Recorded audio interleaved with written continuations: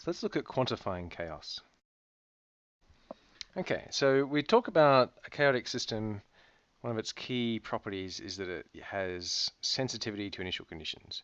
And what that means is that two trajectories that start off close to each other with very nearby initial conditions spread apart a long way very fast. But of course, what's a long way? What's very fast? What's the natural time or length scales that we're talking about here? Surely that's going to depend from problem to problem, and you can't have a rigorous definition if you don't have some way of addressing that. And the answer is very simple. The answer is that it's got to spread apart exponentially fast. So if I start with some initial distance d naught, then after some time t, I want my distance as a function of time to grow exponentially. That's the basic idea. And this exponent here is generally called the Lyapunov exponent. There are, however, several complicating factors. And the first and foremost one is that these trajectories can't keep growing exponentially far apart because in the end, the chaotic system the trajectories have to be confined to a finite volume. So in the end, they all have to tangle up and they can't get further than some maximum distance apart. And so there must be some kind of clamping. So this exponential divergence can only really happen in some initial period. And the closer, I guess, the smaller this d naught is, then the longer it can take the two trajectories to get further and further apart. And so the standard definition of this lambda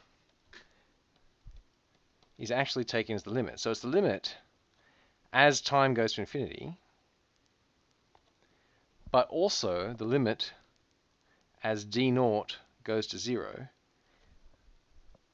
of 1 over the time times the natural log of dt over d naught.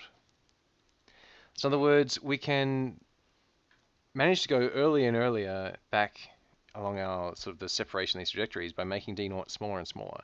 And if we make this smaller faster than we make t large, then this exponent here is well defined, and that's the actual Lyapunov exponent that we want to calculate. It's actually a bit more complicated than that again. One thing you might be asking yourself is, why do we have this limit here? This limit here is there for a very good reason. Remember that a chaotic system doesn't all have smooth exponential divergence everywhere. It is in fact very complicated in general. So what this is saying is it's saying that over a very large amount of time, all those things are going to average out. So at any particular time for any particular pair of trajectories, pretty much anything could be happening.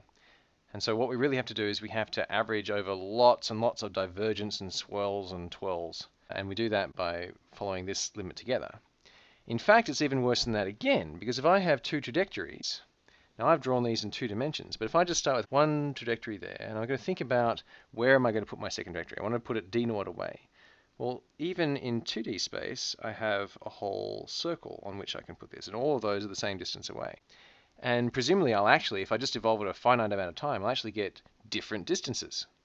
So this distance is a function of which one I choose. You might hope that if you're swirling around on a strange attractor, then if I keep going longer and longer and longer and longer, then eventually which direction I choose will average out. But that's not completely obvious. Furthermore, in higher dimensions, it's not going to be a little circle like that. It's actually going to be a sphere in 3 dimensions. In 4 dimensions, it'll be a hypersphere, and then in n dimensions, it'll be an n-1 dimensional sphere. So you've got a large number of possible directions in which you might be going.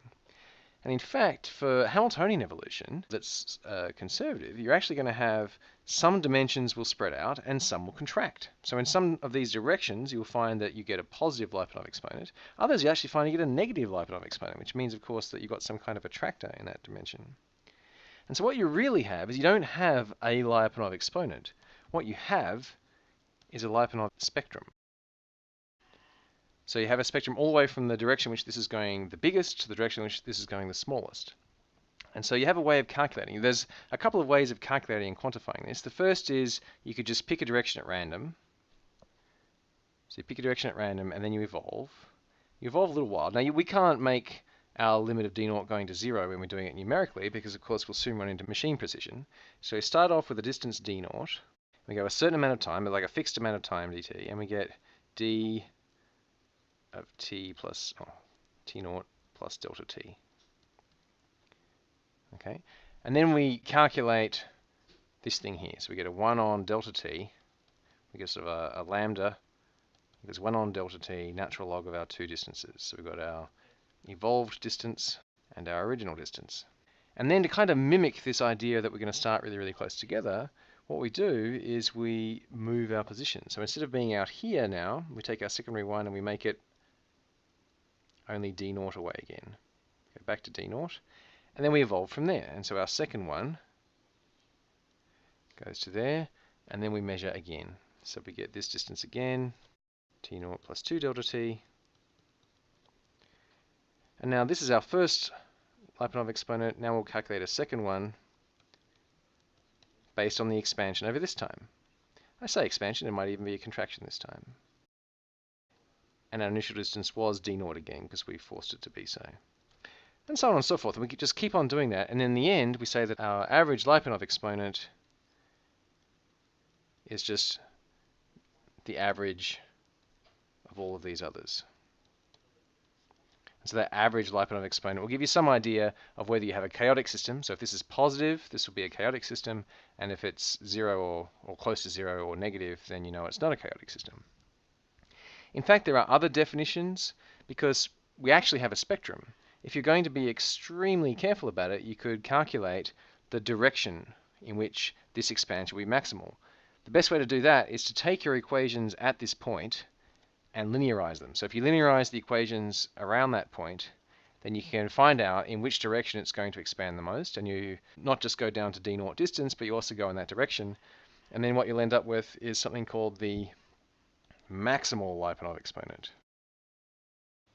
Now it turns out that we have one final complicating comment that actually simplifies things, because it turns out this maximal Lyapunov exponent is actually exactly the thing you're calculating when you do this average Lyapunov exponent algorithm on the right. And the reason for that is that when you do it on the right, you're just choosing effectively a random direction initially.